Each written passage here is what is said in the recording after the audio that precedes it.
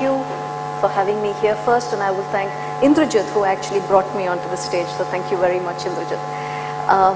So I'm Saritha Raut. I lead automation globally, test automation globally in IBM. Right. So my job is primarily to take every place that we do testing in, where we have some work that we do, development work that we do for our clients, and make sure that we are automating the testing so that we can be faster, smarter, better, and cheaper. Yeah.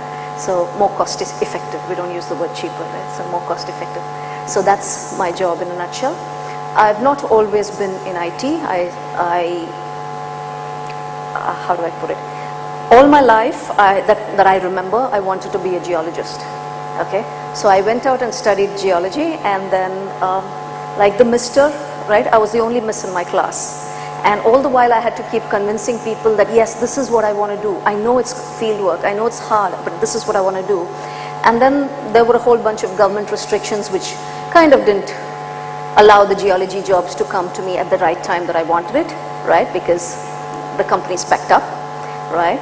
And so then I moved into software, kicking and screaming. But I think it's been a great journey, and I'm really enjoying it, and I'm enjoying where I am, so thank you, right? Today we're going to be talking about, so I did a little bit of research in terms of the companies that had registered here. I don't know whether the companies I researched are in this room. I hope you are. If you're not, please, as we go through the session, talk to me, tell me about your company, tell me about the challenges you're facing, especially with respect to quality. The idea is to make this session, to share with you certain concepts on quality and on testing, which will be relevant to you.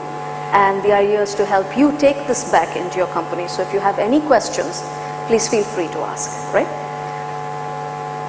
Okay. So when I said quality is not testing, right, we can read this. I mean, we're all programmers in the room, right? So we can read this in many ways. Quality is not equal to testing, okay? It's definitely not testing. I'm agile. A lot of companies will come, teams will come and tell you, oh, we are agile, so we don't have testers, so we don't test, right? You've heard that? You say that yourselves? Okay. And a lot of times we say quality is not equal to testing, right? It's not equivalent to testing. So, okay, and it's not even equal to testing. So what is it, right? So very, very simply put, right? Quality is very obviously much, much more than testing. Fair enough? Right? Quality is something that's all pervasive in our lives. We are not going to accept anything that is lower standards. Correct?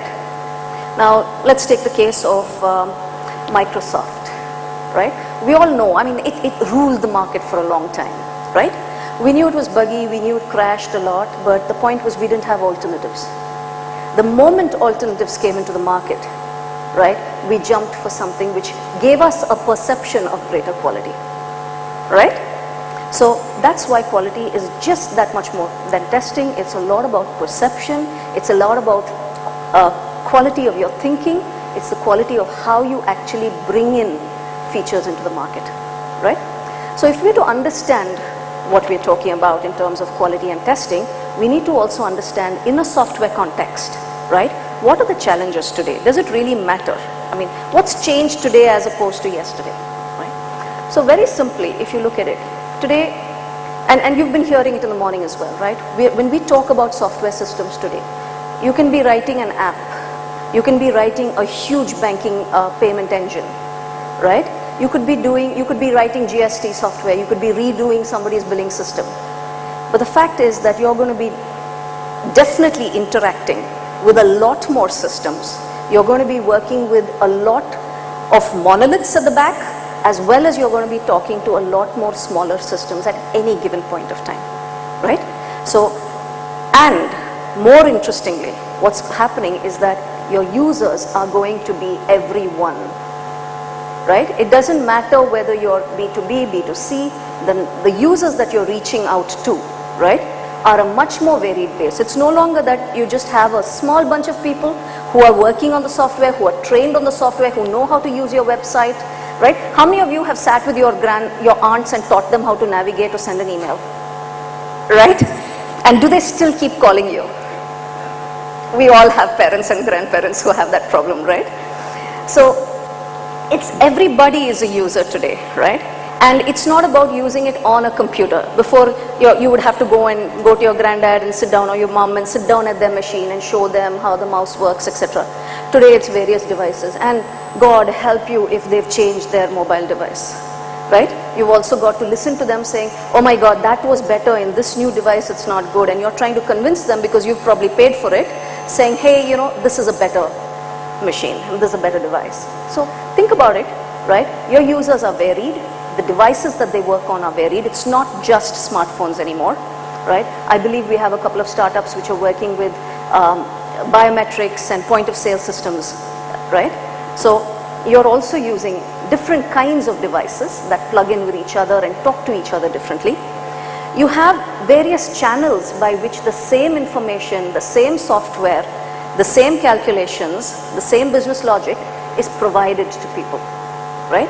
And while we go omni-channel, we go multi-channel, we also want one omni-channel voice, and we all want the same user experience. This is what customers are asking us for today, right? Do you guys face the same challenge? And what happens is that you could be saying, look, these are all technical things. I need to be talking to this API and that API, and I'm invoking this microservice, and I don't have access to the mainframe that I'm integrating with. You could be saying a lot of those things. But the point is, in today's market, every issue has the potential to be a Sev1 issue. It has to be treated in the same manner. Okay? Let me give you a simple example. So I'll be coming back to a couple of examples today, right, of a few companies. One is a platform. It's a startup, right, which is basically a product. They call themselves a product company, okay, because they're selling to the businesses. And their product or their platform is about taking a lot of geolocator information, traffic information, your personal preferences, and allowing you to be provisioned a service. Okay, that's the core of their platform. Interestingly, when they started with this platform, this was the technology idea that they had, right? So when they started with this platform, what they did was they looked at it and said, this is going to help me find parking in Kolkata. Okay, it was actually Bangalore, but they said parking is a big challenge, so this is the way I'll be able to address parking woes, right? Interesting. So what happened? They went down and wrote their systems. This small application today, which just says, hey, can I find parking, can I find food, can I find whatever it is, whatever else I want, which is based on these services, actually at the back end integrates with some 25 different systems. And out of them, I believe 12 are live systems, live feeds, which are, and most of them are also being written by other startups, right? So look at the volume of information, how complex that little handheld solution that you have as a consumer at the end has got behind it, right?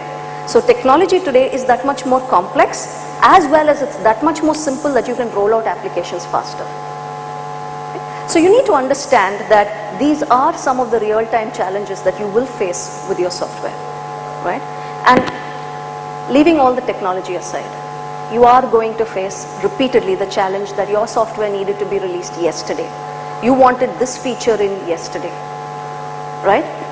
And you're always going to have a challenge. It doesn't matter what size you are, right? Money is always going to be a challenge. Who's going to pay for this additional work? Who's going to pay to wait? Right, we had the earlier speaker talking about saying, how do you prioritize what gets out, right? Where do you balance out between quality and your business needs?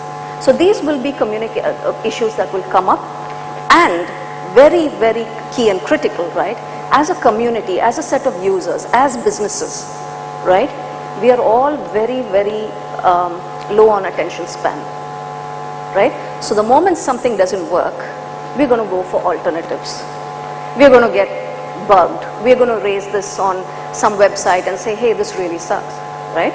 That's the way we're going to behave. And this is what you need to understand about the psychology of the people that you're functioning with, all your stakeholders, when I say people, right? So this is just a snapshot, right? If you look at it, you have IoT, you have API economy coming into play, which affects the way your software works and runs, right? You have complex interfaces, you have devices, you have various kinds of human interactions today that also need to come into play, okay?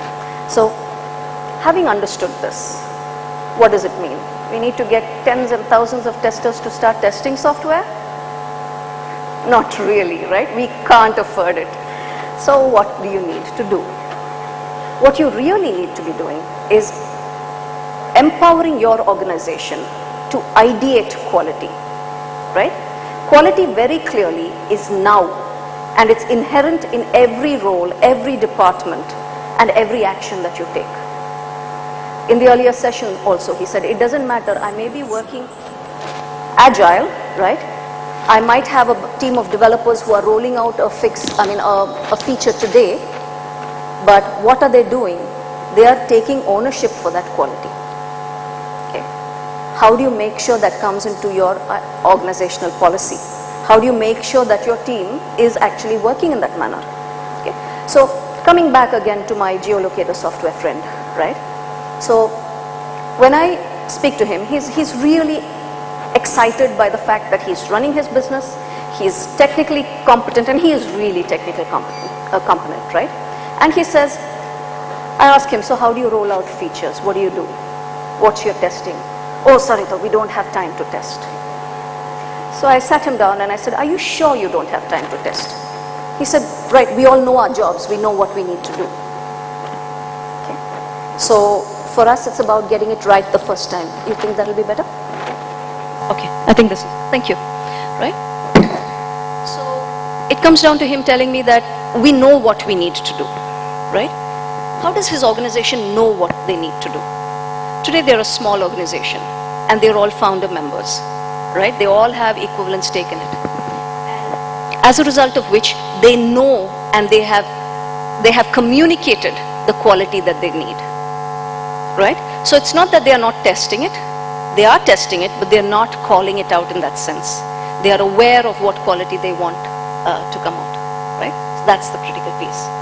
So when we break down what he was talking about, right, we see that what you're instead looking at is not saying, do I need testing? Do I test? But you're saying, do I have quality as a part of my mission, right? Do I have quality in terms of the way I'm innovating? The way I'm bringing features into play, okay? Do I have software quality, obviously, right? Is the process by which I'm taking feedback and taking inputs coming into play in the right manner? Do I have quality around it, right? Do I have data quality? That's become much more critical today. Another aspect, do I have resource quality, right? Resource quality becomes really critical because we're talking about different kinds of resources. Now, we are small and medium enterprises, or we could even be large companies, right?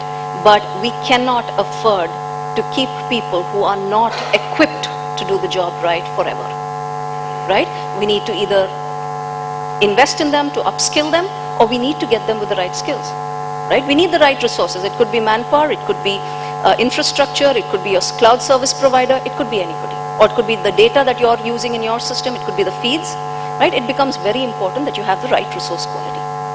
Similarly, it's important that you have the right tools and the right tool quality, right? Are you using the right development platform?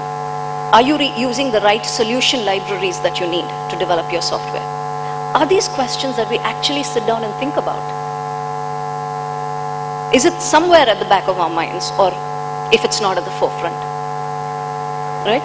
If it's not at the forefront, it needs to be raised. You need to be thinking these, because I believe, and having seen and interacted with a lot of you today, I see that you are not just looking at being a startup forever, right? You are looking at scaling, you're looking at growing, and you're not going to be growing without quality. And I believe both Vanita and Rishad spoke about that in the morning session, right? Saying, get your quality right. Okay? So there are different aspects, as you can see, about quality, and it's important that you sit down and ideate it for yourself and for your organization. And it's not a one-time job that you do, right? But it's not something that you do every day as well. So you need to find the right balance in your organization. You need to find the right inflection points to be able to sit down and articulate this clearly for yourselves and for your organization, for your teams. Yeah? Any questions on this? We can take questions as we go as well, right? Because the idea is to help you have something that you take away as actions that you can deploy in your companies. No, any kind of resource. It could be my cloud, my service provider, it could be the infrastructure, it could be my vendors, right? Am I bringing in that right quality to even my vendors, right? It can also be quality of your clients. Yes, because at some level what they are looking for is an assurance that they have the right quality. Now, if you have practices and methods that allow you to be able to establish that quality without having to go into saying, okay, talk to Saritha, you'd figure out whether she's the right person for the job, you read her CV, and if you're not convinced, we'll give you Indrajit or something like that, right? You don't need to do that, but you need to have the practice around the resource. Yeah. At what stage do you assess the quality of the product? Like when it's a new product? So, this is where I talk about saying you have to have quality in everything, right? So, we'll come to that if you can hold your question a bit. It's not about assessing it, but it's about embedding it. He used to use the software. When he will be using the software, the kind of data he will put as the input, or it is the data that we are trying to create on our own as test data. So it depends upon the context that you are functioning in, right? If it is about me providing certain, let's say I have a software which I'm a financial analyst, and I have a financial analytics software, right? And I'm going to be telling you where to put your money, okay? And a lot of my decisioning are based on real-time feeds. Now, if that quality of the real-time feed on either the stock price or the trends, right, don't come right, I'm not getting in the right data at the right points, and I'm not analyzing that data or using that data right, I'm going to be giving you the wrong recommendations, right? You're going to lose money and you're going to lose me too, very fast. Data quality that we are discussing here. Not necessarily. What if you're creating the quality? What if you're creating the data? And it's about how am I using it? Am I using it correctly? Right? So you need to have that, the idea is that you need to have the thought process that even if I'm consuming data, I need to make sure that that data which I'm consuming is of the right quality and the right standard that I need to take forward. You cannot say I will accept everything, right? So which means, do you have a process by which you're taking that data, right? Any other questions or shall I move on? So we'll come back to one part which is fairly critical. I think we're all at Nasscom, so we'll talk about quality in the software itself, and I believe that should address your question, right? So given the fact that quality is all pervasive, given the fact that we cannot think about software quality as an end stage, right, then we need to be doing something really early, right? So we need to be doing what? We need to be designing for quality, right? Up front, when you're doing your design and your architectural blueprints and your design, you need to be thinking, will this give me the quality output that I need, right? When you're doing your code development, you need to be developing quality, and you need to be demonstrating quality all through, right? That's why I don't call it saying you need to be testing for quality only, right? You're going to be demonstrating quality, right?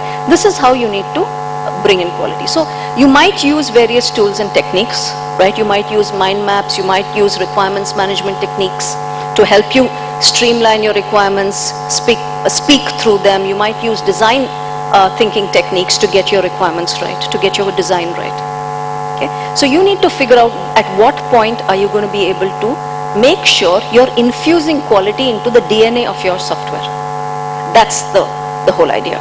So don't think of quality as an afterthought. Don't think of a quality as something that your tester is going to give you. If it means you're using agile practices, go ahead, use your agile practices right. Okay? Now, some of you who are familiar with agile, right, and extreme programming, you understand this concept of technical debt. Is that a familiar concept? Right? It's basically saying that yes, today as a part of the sprint, I might be writing a lot of code that tomorrow I might need to rewrite, throw away and redo. It is a load you are willing to carry and take forward. Let's introduce two more debts. Let's introduce the concept of architectural debt. Today when I'm building this solution, I'm first, in all probable fact, we start out by having a very good technical idea. We develop a prototype, we make that into a pilot for one customer, and boom, before you know it, That is your architecture for your full-fledged product. Has this happened to you guys? I'm coming away from a very similar situation, right? So what does it require? Now at that point when somebody says, hey, if you need to, so let's take this case, let's go back to the geolocation software, right? So it was primarily, the idea behind it was we'll give people parking spaces, right? But today what they've rolled it out with is to say, we shall be able to deliver food for people, pick up food. So you can just call in, you're going to be reaching a place in 20 minutes, the restaurant will have your food ready for you, right? They needed to do some re-architecting to be able to do it. And then they needed to do re-architecting to be able to roll it out to the next customer base that they were going to, and I'll come back to that, right? So the point is you also carry architectural debt, which means there will be a certain point in life where you will have to go out and say, let me, even while my application is live, let me go and re-architect it and bring it to a new platform which may be less monolithic, because the first time you've written it, not so componentized. I believe somebody spoke about it in the morning as well, right? And then you start breaking it down into components using a lot more APIs and microservices to take you forward, right? You start opening out your software, okay? So be ready. Now when will you do that? You'll probably do it either when you have a business demand that allows you to pay for that re-architecting, right? When you have a very strong driver from a financial construct to be able to invest in that. Similarly, just as you carry architectural debt, technical debt, you also carry quality debt. Now these are terms that you won't find if you Google, right? They're terms I've introduced because quality debt is something especially that is always ignored, right? It's not even considered. You can be carrying bugs from one release to the next release, one sprint to the next sprint, and you may not consider it at this point something that you need to fix or even think about before you go forward, right? So then what happens is that you're now carrying 3 kinds of debt on your sheet. And trust me, it may not show up in your financials, but it's going to come back and bite you right there. Because you're not going to be prepared when your systems crash, when your systems can't scale up tomorrow to onboard another 5 million customers, right? So what you really need to be doing is track your architectural debt. Don't get scared of it. Understand that yes, there will be a time that I will need to refactor my architecture. Be ready to keep revisiting it periodically and saying, okay, is this the time I do it? Can I do it incrementally? Can I do it in my spare time? Can I do it on the side? Right? You need to figure that piece out. Similarly, you understand your technical debt. And most important, understand and track your quality debt. Right? Because that's going to tell you whether you're going to last in the market. Okay? And as I said before, pilots and POCs don't become end state products, right? Ignoring issues never makes them go away. At least acknowledge them for a start, right? And then once you acknowledge them, then you will figure out what you need to do about it, right? The whole deal is that you need all of this to be done because you want to future-proof your software, right? You want to embed quality so that you're ready for the next big step. That's the critical piece. Any questions? Have I answered your question? Right? Any other questions? Etc. etc. The problem becomes a little bit different. Is now you have wiped away most of the easy to find bugs, and the ones that are remaining are extremely expensive to fix. And most people don't want to address them, especially customers. And if you have a feature waiting, then you've dug yourself in a big hole. Right. I don't know what to do. So that's where you need to track your 3 debts. It is not that these bugs have not shown up. Okay, in all likelihood, there was probably one developer sitting in a corner who's actually told you this. You've ignored it, right? And that is why it becomes very important to put systems in place that allows you to at least say, okay, this is what I need to keep revisiting at some point. And then you can start having those conversations with your client.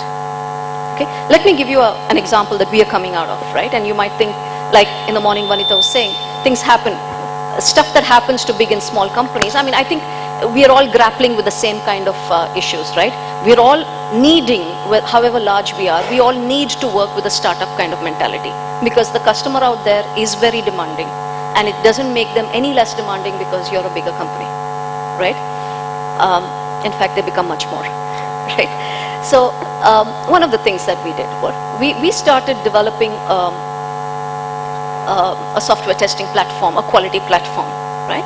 And we wanted to put in a lot more features into it. We wanted to do a lot of rapid prototyping around it so that we had something demoable, because we wanted to beat the market with this, right? So one of the things that we had done was, when the initial architecture of the prototype used the IBM North Star libraries, right? Excellent, helped us get features out really fast.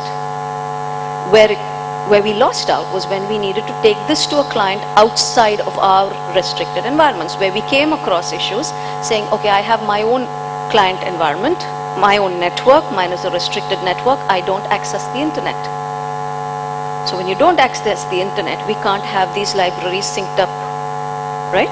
Every time your page refreshes, it doesn't refresh, okay? Which meant we need to re-architect. Now, did our original architecture serve its purpose? Yes, it served its purpose. What we really needed to do was quickly, we knew it, but we forgot the architectural debt, right, that we were carrying. And so it came to a point only when we had to go and deploy it that we said, hey, this will not work.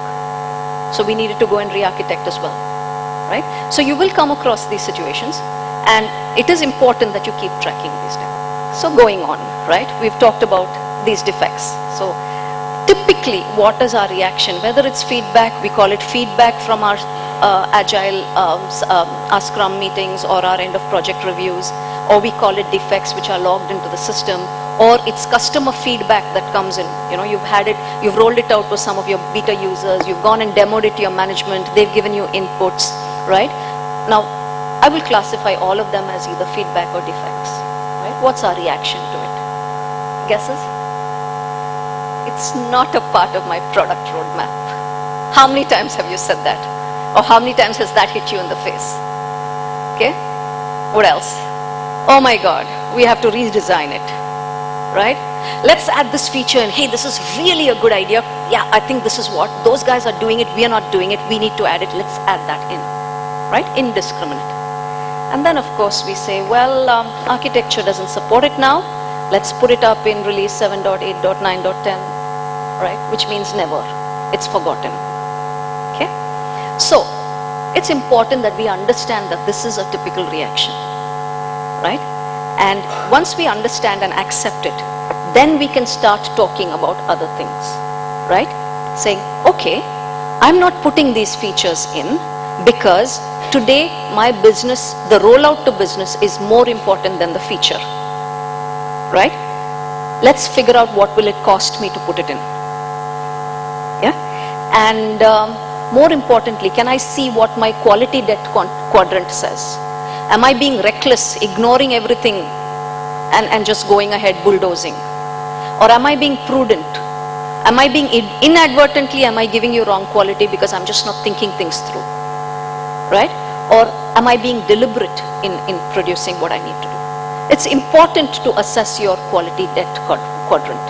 Assess where you are in this quadrant on a periodic basis so that you're able to chart your path. See, the whole idea is you want to grow big, right? You want to go and take on another 20, 30, 40 customers in the next fortnight, right?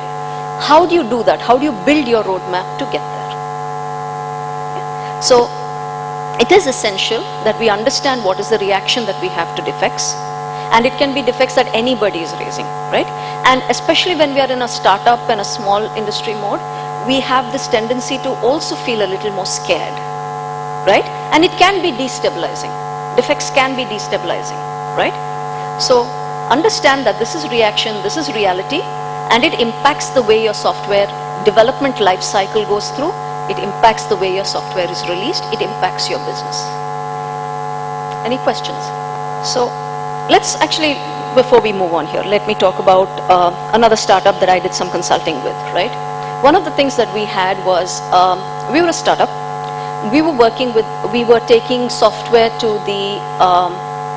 the remotest parts of India, with the very, very noble intention of socio-economic inclusion. Everybody should have a bank account. This was quite a while ago, right? And at this point, in order to be able to take our software to the villages, even if it was something as simple as giving them their pension payout, right, through a software, and tracking it so that it could be synced back with the bank, right, we had to have software that worked online, offline, because we were not assured of internet connection in the villages, right? So we had an online mode where we could sync up stuff, we had an offline mode where we could record everything, right? We had to have devices that were not heavy to carry, right? And so we went to smaller vendors to be able, a small manufacturing unit to create those devices to our specs.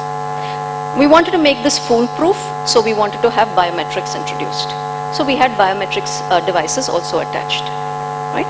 So we were depending on other startup companies to also provide us these services. We took the software out to the field, right? We took the devices also got shipped. That startup didn't have the capacity to build the devices on the speed that we needed it. We were making changes to the spec nth minute. We were demanding more devices. By the time they shipped the devices, so it was all this huge, complicated, and how do I call it, scheduling of when those devices would reach there, along with our deployment engineers and things like that, and our business consultants, right? And sure enough, the devices that went there were of a next version. We had tested on the previous version, right? Interestingly, one of the testers had raised this point, saying, I don't think this is going to work because, it's giving me this funny reaction, okay?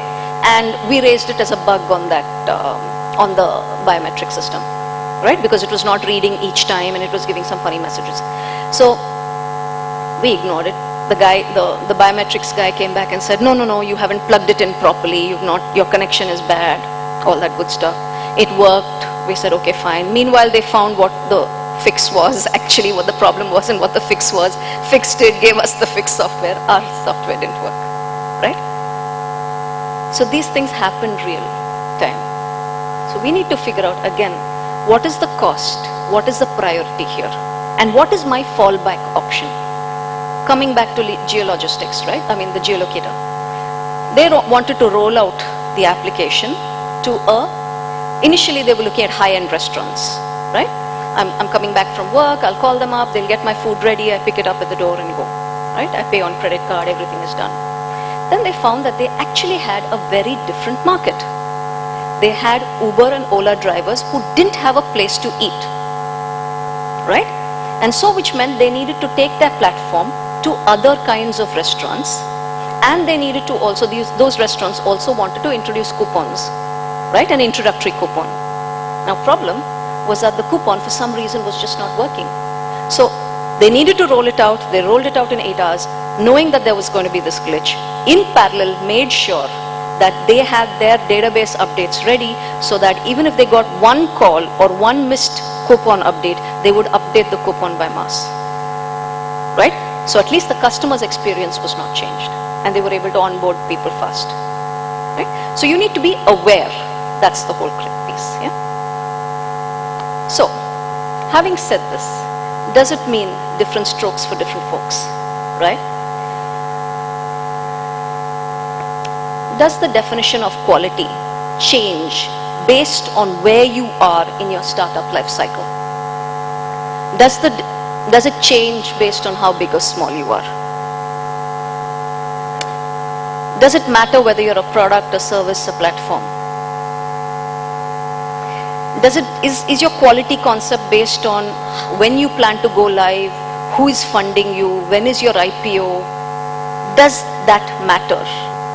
I think you nailed it, because I was just going to say, I'm seeing heads nod yes and I'm seeing heads nod no, right? It shouldn't, but it impacts us. So how do you address this, right? Go back to the first principles, make sure you're defining or ideating and infusing what quality you need. Now, very interestingly, you are going to be moving, right? You are going to make these step changes as your organization grows. So how then do you make sure that your quality ideation or your quality paradigm also grows with the people. Initially, so most of the startups, right, how you fund it? I mean, how do you staff? You staff based on who you know. You staff based on a recommendation, right? Now, you're able to do that for the first 10 people, maybe. After that, you're rolling it out in some remote part of the country, you're negotiating with 5 other vendors, you're trying to get your software integration done, right? And you're onboarding new customers. You're doing a lot of this stuff. The 11th, 12th, the 25th guy has snuck in without you actually knowing who he is or what his skills are. You've not had that luxury to make sure that he has exactly the skills that you need, he has the right attitude, he has the right approach. And your company has grown more than twice its size, and now more than the first set of people, your first 10 people, you now have 15 people who don't know what your quality paradigm is or what your quality ideation is, who are not onboarded on your quality journey. Does this happen? Yeah, only too often. Okay? Yes, so let me give you one very different example, right? So the Oracle team in the US, they had a rowing team, okay? And that rowing team, they decided to go in for bigger boats. They increased the team size from 5 to 10, okay? And they thought they're going to win the next race. There's no big deal. They're all trained. Everybody's a good rower. And they had all this fancy equipment, right? Everybody communicating with each other. So you had 10 sets of headsets and mics and very FBI, okay? They started rowing. And it was chaos. Oars were clashing. Nobody knew what to do. In a very short time, they were not even on course. And why did this happen, right? Because the first 5 guys who were on that team, right? The first 4 guys on the team actually, they were coordinated. They knew what they were going to be doing. It was easy to see the other person and row, right? It was easy to say, hey, do this, or pep the other person up. But and you had your headphones, there were people talking in sequence. Now what happened, you had 10 headsets, and there were 10 people talking, 10 people groaning and grunting, okay? You had wind that was also wind noises that were coming into play. You had the clash of the oars, you had the water sounds, and nobody did know what was being communicated, okay? The solution that they did... That someone else who works on it in my absence understands it properly, so comment lines with a proper flower box explaining to the other person what the code is intended to do. If he does not get it, there should be a technical specification and the business specification to fall back upon. Yeah. And then testing, yes, a lot. I can keep on speaking on this, but I will not. So, but yes, basic discipline is the main.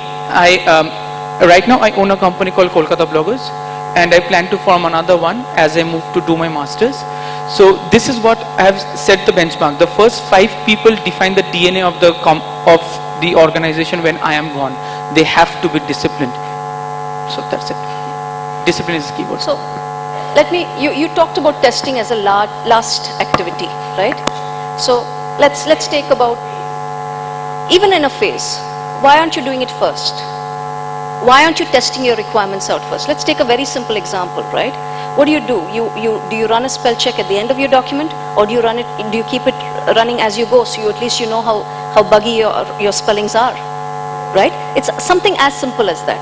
You might, let me finish, right? You might ignore the spelling mistakes as you write because you don't want your thought process to be disturbed, right? But you will run that you will be aware of those common spelling mistakes, and you will run that spell check again, right? So as long as you have that flow, you're on a path.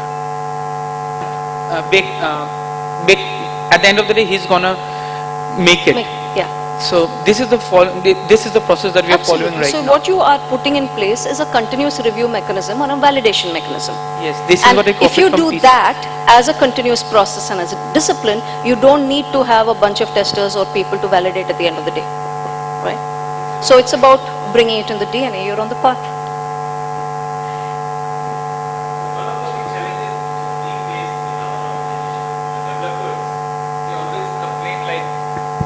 I'm so much focused on development and I have to have so much output. So we definitely do the basic testing because I insist that you will have to do the basic testing.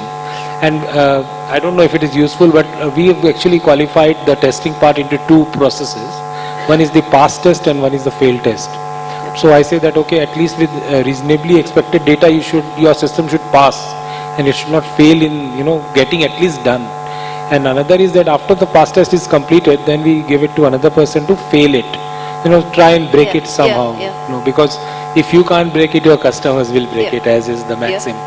So that is how we break it. And yeah, that's very important. But the problem we have faced is the developers don't want to do deep testing. So there are two things, right? One is, yes, even as a part of your Agile and your DevOps process, your developers are testing. But one of the things that we found is that they're testing code. They're testing code branches. They're testing how the code flows from one place to another. Now, just because you've tested a certain code flow, does it mean you've got the translation of the business requirement correct? In all likelihood not, right? But all your processes, especially in a continuous integration space, test that out. And hence you need to have a point in time where you are testing those requirements and testing the flow of the business process rather than the flow of the code. The developers who are developing, they don't have the knowledge of all possible business scenarios. So whatever is written in the use case, they develop on the basis of that, but they are unable to think of other weird kind of scenarios that can break the code. So could you just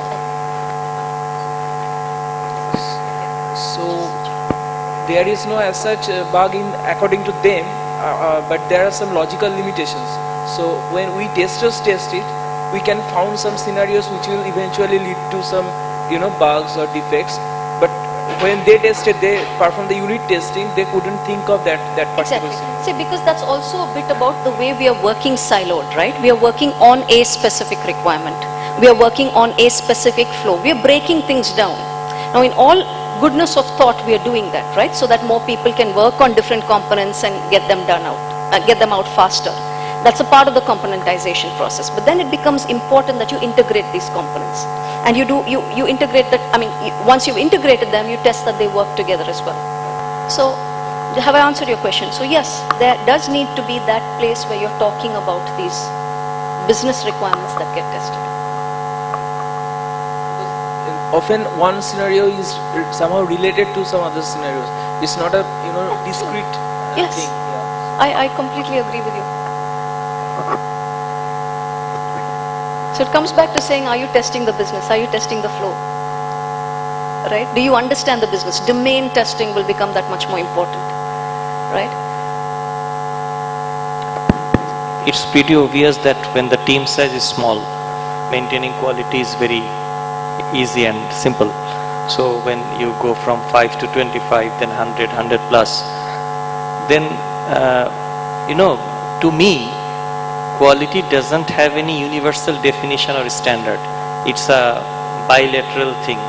For whom I am developing or producing something, keeping the end consumer in the mindset, I myself, in our organization, we have to define or customize or compromise the level of quality according to the bilateral understanding about the end consumer in mind. But my question was about, when scaling up from say 5 to 25, then 100 and 100, 500, 1000, that's the head count. So, in my understanding, it's quite obvious in a resource constraint settings, it's quite obvious to compromise. So, do you have guideline or ranking that in this area, compromising the quality is less expensive in comparison to the other area? So, if there is any ranking, you can share that things. Okay, that's a very business context specific question actually. So it's not a thumb rule that applies, right? But if I were to break it down, I wouldn't talk about compromising on quality, right? But rather breaking down the team, breaking down the quality construct for each of the team, for each of the smaller teams, right? You don't compromise on quality.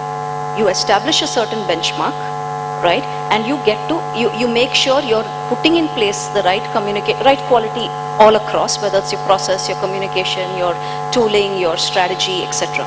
Because the moment you start compromising on the quality, right, then what happens is you're not innovating, you're not bringing into play any best practices or any newer ways to do things, right, and you will forget about leading the market, you will drop out of the market, right? And it's not about, yes, to a large extent I can negotiate quality with you, right? As long as you know that my quality standards are high and that I will achieve that, or I have a roadmap to it. So I might, it might be important that yes, we negotiate and say, well, I'm giving you a release one, and that is what most of the whole move towards Agile is about it, right? It's not about negotiating quality, but it's about, or compromising on quality, but it's about negotiating what I can give you realistically at what time. That's a mutually agreed upon quality standard. That's not a mutually agreed quality standard. That's a mutually agreed delivery cycle as to when you will get your ultimate quality. It's a delivery cycle you agree on. You're not compromising on quality. You're saying, okay, I'm fine from a business standpoint to wait for another day for this feature to come in, provided today you have somebody at least addressing my business need there. But I will not wait forever, right? You have to have that roadmap, saying when will I bring this feature in, when will I address this bug.